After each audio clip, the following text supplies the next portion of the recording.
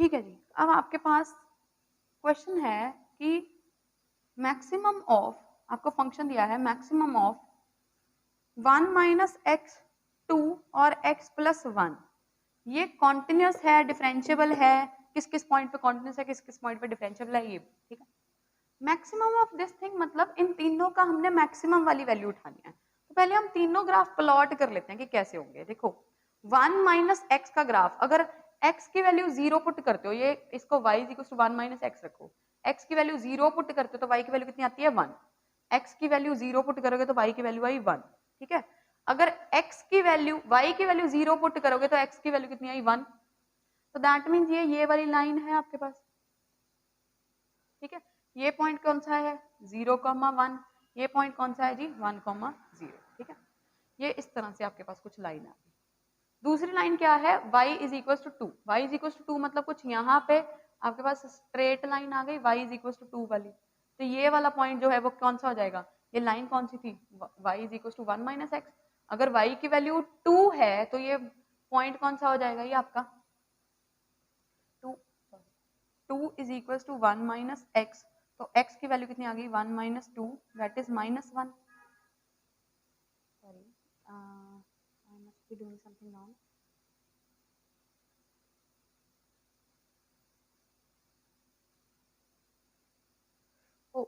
Sorry sorry sorry sorry sorry 1,0 point यहाँ पे लाई करेगा ना, 1,0 पॉइंट लेफ्ट साइड पे थोड़ी होगा, आई एम सॉरी, ठीक है जी। 1,0 पॉइंट कुछ यहाँ पे है और ये इस यहाँ से क्या कर रही है लाइन, ये वाली होगी आपकी कौन सी जी y is equals to 1 minus x वाली लाइन, ठीक है। और ये है y इज इक्वल्स टू 2 वाली लाइन, ठीक है। ये पॉइंट आपका हो गया 1,0 और इस पॉइंट के कोऑर्डिनेट अभी अभी जैसे हमने निकाले वो कौन से हो गए जी -1,2, ठीक है। फिर दूसरे वाले पॉइंट लाइन कौन सी है जी x plus 1, x y is equal to x plus 1, जब x की वैल्यू 0 पुट करते तो y की वैल्यू कितनी आ गई 1, मतलब x की वैल्यू 0 पुट करने पे y की वैल्यू कितनी आई 1, मतलब यही वाला पॉइंट, और जब y की वैल्यू 0 पुट करते तो x की वैल्यू आई -1, मतलब कुछ यहाँ पे होगा पॉइंट -1,0 वाला, तो ये वाला ग्राफ कुछ इस तरह से गया आपके पास, ठीक है। ये कौन सा है जी y is equal to x plus 1। अब आपने चूज क्या करना है तीनों का मैक्सिमम, ठीक है। देखो एक है आपके पास ये वाले पॉइंट्स यहां तक, एक है आपके पास ये वाले पॉइंट, एक है ये वाले पॉइंट और एक है ये वाले पॉइंट, सबसे मैक्सिमम कौन है यही वाले हैं, दैट मीन आपका ग्राफ ये वाला होगा, कब -1 से छोटे नंबर के लिए, तो दैट मीन जब x -1 से छोटा है आपका ग्राफ क्या है जी 1 माइनस एक्स वाला, ठीक है। फिर 0 और ये वाला पॉइंट अगर हम निकालेंगे तो ये कौन सा आ जाएगा 1,2 आ जाएगा, ठीक है। ये बिल्कुल इसके नीचे होगा पॉइंट, ओके। फिर 1 और -1 और 1 के बीच में फंक्शन की वैल्यू मैक्सिमम ये वाला ग्राफ आ रहा है, that means y is equal to 2 वाला आ रहा है, ठीक है। और 1 के बाद ये वाली वैल्यूज तीनों में से मैक्सिमम आ रही है, तो कौन सी आ गई जी x प्लस 1 मैक्सिमम आ गया, ठीक है। इक्वालिटी पे चाहे यहाँ पे इक्वालिटी लगा दीजिए, कोई दिक्कत नहीं आए, ठीक। तो अब ये फंक्शन जो है देखो कॉन्टिन्यूस तो हर जगह ही है, हमने एक बात की थी ग्राफिकली अगर डिफरेंशियबिलिटी देखनी हो तो जो भी एजेस हैं वो स्मूथ आने चाहिए, शार्प एजेस नहीं आने चाहिए, बट यहाँ पे देखो इन दोनों पॉइंट पे शार्प एजेस आ गए ना, कौन कौन से पॉइंट पे, एक 1 पे और एक -1 पे, तो ये दोनों पॉइंट पे डिफरेंशियबल नहीं होगा, लेकिन ये फंक्शन कहीं टूट तो नहीं रहा, तो ये कॉन्टिन्यूस है बट डिफरेंशियबल नहीं है, किन दो पॉइंट्स पे नहीं है -1 और 1 पे नहीं है, बाकी सब जगह ये क्या है डिफरेंशियबल है, ठीक है। तो अगर आपको पूछें कि इसकी डोमेन ऑफ डिफरेंशियबिलिटी क्या आएगी, तो वो क्या डोमेन ऑफ डिफरेंशियबिलिटी क्या होता है, वो सारे पॉइंट जिन पे ये डिफरेंशियबल है, मतलब all reals except set containing 1 and -1 आ जाएगी, ठीक है। अगर आप यहां से चेक करना चाहो, मतलब ग्राफिकली ना चेक करके इस तरीके से चेक करना चाहो, ये आपका फंक्शन बन गया डिफाइन करके, ठीक है। अगर आपको कॉन्टिन्यूटी चेक करनी है तो कॉन्टिन्यूटी किस पॉइंट पे चेक करते हैं, पहले -1 पे चेक करते हैं, यहाँ पे x की वैल्यू डायरेक्टली -1 पुट करो तो आंसर कितना आ गया 2, और यहाँ पे पुट करो तो आंसर कितना आया 2, मतलब -1 पे कॉन्टिन्यूस है। फिर अगर 1 पे चेक करें, यहाँ पे कितना आया 2, यहाँ पे भी कितना आया 2, मतलब 1 पे भी कॉन्टिन्यूस है, ठीक है। अगर आप ग्राफिकली डेरिवेटिव ना चेक करके यहां से डेरिवेटिव चेक करना चाहो तो आप करो क्या, डेरिवेटिव फंक्शन बना लो यहाँ से f dash x, but derivative function बनाने के लिए सबसे पहला काम आपका क्या होगा, जो भी इक्वालिटी के साइंस हैं वो हटा दो। हम इक्वालिटी पे डेरिवेटिव नहीं चेक करते, सिर्फ लेस देन या ग्रेटर देन पे ही चेक करेंगे, ठीक है। तो x लेस देन -1 पे, x लेस देन -1 पे फंक्शन ये है, तो इसका डेरिवेटिव क्या आएगा, -1 आएगा, ठीक है। और जब x -1 और 1 के बीच में है, फंक्शन ये है, तो इसका डेरिवेटिव क्या आएगा, 0 आएगा। जब x 1 से बड़ा है तो फंक्शन ये है, इसका डेरिवेटिव क्या आएगा, 1 आएगा। ये डेरिवेटिव -1 पे कॉन्टिन्यूस नहीं है, इसका मतलब गिवन फंक्शन -1 पे डिफरेंशिएबल नहीं है। फिर से 1 पे ये डेरिवेटिव वाला फंक्शन कॉन्टिन्यूस नहीं है, इसका मतलब गिवन फंक्शन -1 पे डिफरेंशिएबल नहीं है। तो आपको इस तरह से अगर कोई फंक्शन देके या इस तरह से कोई फंक्शन देके आपको पूछ लें कॉन्टिन्यूटी डिफरेंशिएबिलिटी, तो कॉन्टिन्यूटी आप डायरेक्टली चेक कर लोगे। डिफरेंशिएबिलिटी के लिए क्या करोगे, पहले इक्वालिटी के साइन हटाओगे, उसका डेरिवेटिव वाली चीज लिख दोगे, जहां जहां पे वो कॉन्टिन्यूस होगा वहां वहां पे गिवन फंक्शन डिफरेंशिएबल होगा, जहां जहां पे वो कॉन्टिन्यूस नहीं होगा वहां वहां पे गिवन फंक्शन डिफरेंशिएबल नहीं होगा, ठीक है जी।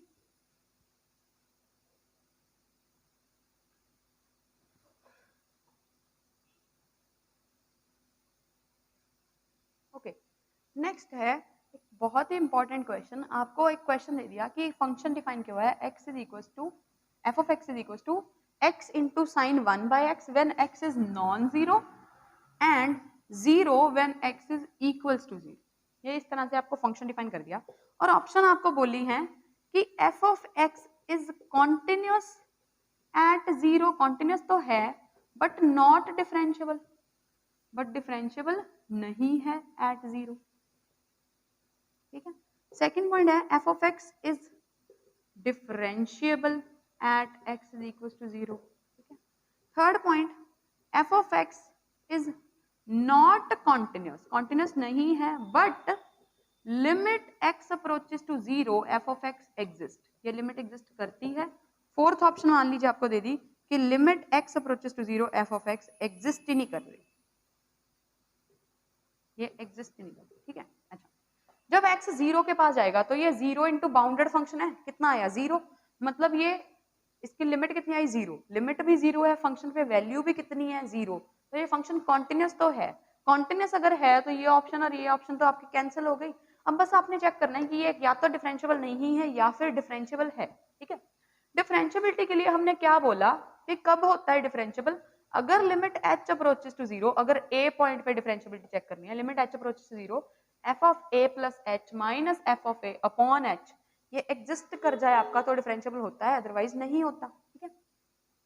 तो हम चेक कर रहे हैं limit h approaches to 0, differentiability check किस पॉइंट करनी है, 0 पे, तो a का काम कौन करेगा 0, ठीक है। तो यहाँ पे क्या हो गई, a का काम कौन करेगा 0, यहाँ पे भी क्या हो गया 0, तो 0 प्लस h मतलब h, जो h है वो 0 के पास जा रहा है, 0 नहीं है, दैट मीन्स h कोई नॉन जीरो फंक्शन है। अगर नॉन जीरो है तो फंक्शन ये वाला होगा, अगर इसमें h पुट करेंगे तो आपकी वैल्यू कितनी आ गई, h साइन 1 बाय h आ गई माइनस f ऑफ 0, ये एग्जैक्टली 0 है, फंक्शन की वैल्यू क्या आएगी 0 अपॉन h, h से h कैंसिल, ये क्या बन गई, limit h approaches to 0 sine 1 by h which does not exist, ये एग्जिस्ट नहीं करती तो फंक्शन डिफरेंशिएबल नहीं है, तो ये क्या हो जाएगा, it is continuous but not differentiable, ठीक है। अच्छा, अगर यहाँ पे एक्स स्क्वायर हो फिर बताइए क्या चेंजेस आ जाएंगे। देखो, अगर यहाँ पे एक्स स्क्वायर आए तो यहाँ पे क्या हो जाएगा, एच स्क्वायर हो जाएगा, एक एच तो कैंसिल हो जाएगी, एक एच रह जाएगा,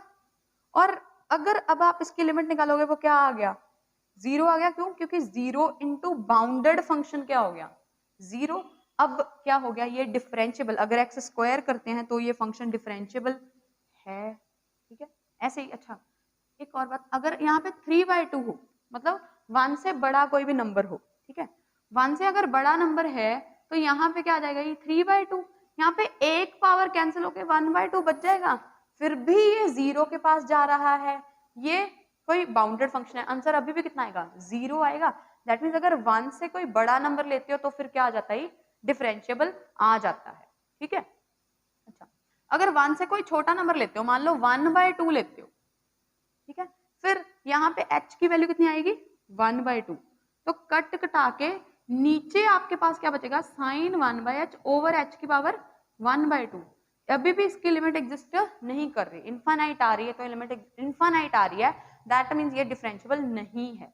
लेकिन ये कॉन्टिन्यूस है, क्यों? क्योंकि कॉन्टिन्यूटी के लिए अगर इसकी लिमिट चेक करो तो ये जीरो के पास जा रहा है, ये बाउंडेड फंक्शन है, तो जीरो इंटू बाउंडेड फंक्शन क्या आ गया? जीरो। कॉन्टिन्यूटी के लिए इसी में चेक करना होता है, डिफरेंशिएबिलिटी के लिए वो वाली लिमिट चेक करनी होती है, ठीक है। तो हम इसको जर्नलाइज करते हैं कि अगर आपके पास यहाँ पे आ जाए x raise to power alpha, ठीक है, अगर अल्फा की वैल्यू 0 और 1 के बीच में है, 0 और 1 के बीच में है, then if alpha lies between this, then आपका जो फंक्शन है वो कॉन्टिन्यूस तो होगा बट डिफरेंशिएबल नहीं होगा, ठीक है। आपका फंक्शन कॉन्टिन्यूस तो होगा बट डिफरेंशिएबल नहीं होगा। और अगर अल्फा की वैल्यू 1 से स्ट्रिक्टली बड़ी आ जाए तो फंक्शन जो है वो क्या होगा? Then f of x is differentiable. अगर डिफरेंशिएबल है तो कॉन्टिन्यूस तो अपने आप ही होगा, ठीक है। अगर डिफरेंशिएबल है तो कॉन्टिन्यूस तो अपने आप पर होगा ही होगा, ठीक है जी, ओके। अब यहाँ पे चाहे एक्स स्क्वायर आ जाए, एक्स क्यूब आ जाए, उससे कोई फर्क नहीं पड़ता क्योंकि वो तो इसके अंदर ही आने वाला है। यहाँ पे अगर कुछ भी चेंजेस कर दें आपके पास रिजल्ट जो है वो बिल्कुल सेम ही रहेगा, ठीक है। पॉजिटिव नंबर रख रहे हैं लेकिन तभी नीचे आ रहा है।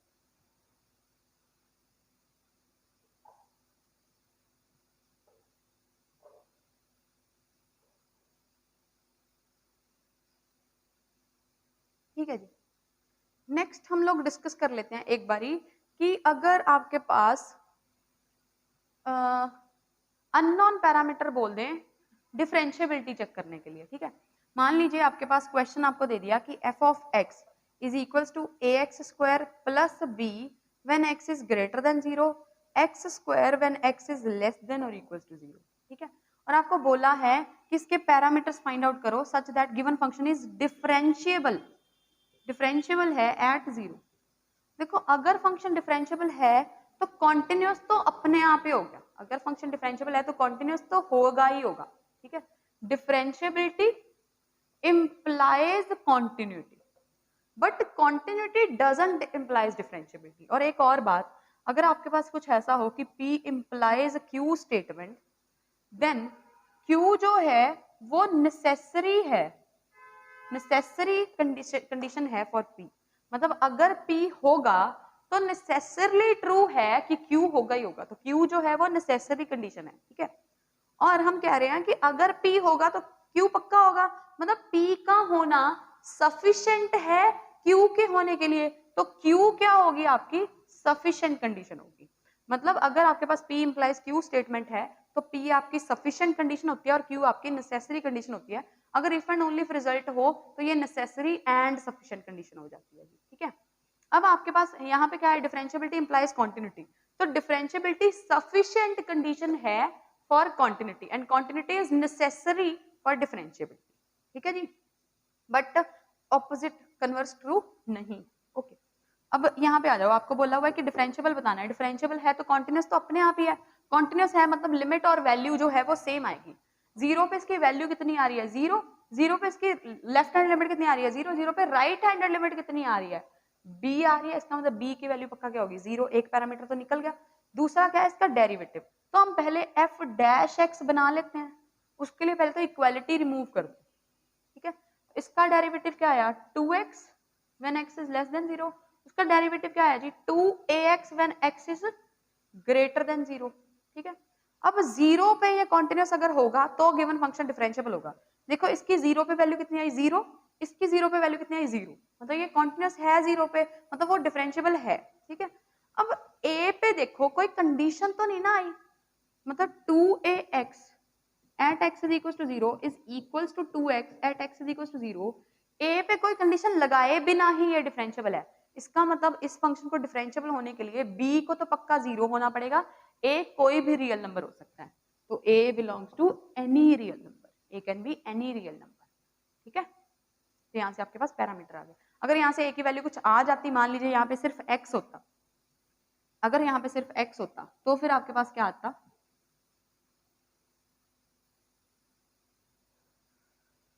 तो फिर क्या कंडीशन होती? देखो x को डिफरेंशिएबल होने के लिए कंडीशन क्या थी कि चेक करना है डिफरेंशिएबल होने के लिए a और b क्या हो, b तो 0 होना चाहिए, इसका डेरिवेटिव कितना आ गया जी आपके पास 1 आ गया, और उसका डेरिवेटिव 0 पे कितना आया 2ax। अब आप जोर लगा लो, इसकी x इज इक्वल टू 0 पे 0 ही आएगी वैल्यू। अब कोई भी ऐसा a मिल ही नहीं सकता, कोई भी ऐसा a नहीं मिल सकता सच दैट ये फंक्शन जो है वो डिफरेंशिएबल हो जाए, ठीक है। तो इस केस में हम कह देंगे कि कोई भी ऐसा a आपको मिल ही नहीं सकता, ठीक है। मान लीजिए अगर आपके पास कंडीशन कुछ इस तरह से है, ax is equal to b, ax plus b is ये वाली बात, ठीक है। तो इसका डेरिवेटिव क्या आ जाएगा, 2a और इसका 1 आ जाएगा। तो इसको कॉन्टिन्यूस होने के लिए a की वैल्यू कितनी आ जाएगी 1/2, और b तो अपना इसी कंडीशन से कितना आ गया 0। तो इस अब कंडीशन क्या आ गई कि a शुड बी 1/2 और b शुड बी 0, ठीक है। तो ऐसे पैरामीटर्स हम निकाल सकते हैं। नेक्स्ट आ जाती है, हमने डिरिचले फंक्शन की कॉन्टिन्यूटी डिस्कस कर ली, अब हम डिरिचले फंक्शन की डिफरेंशिएबिलिटी डिस्कस कर रहे हैं,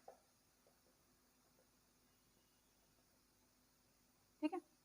हमने फंक्शन क्या दिया था f of x is equal to x, और जैसे हमने यहाँ पे लिया था 1 minus x when x belongs to rational when x belongs to irrational.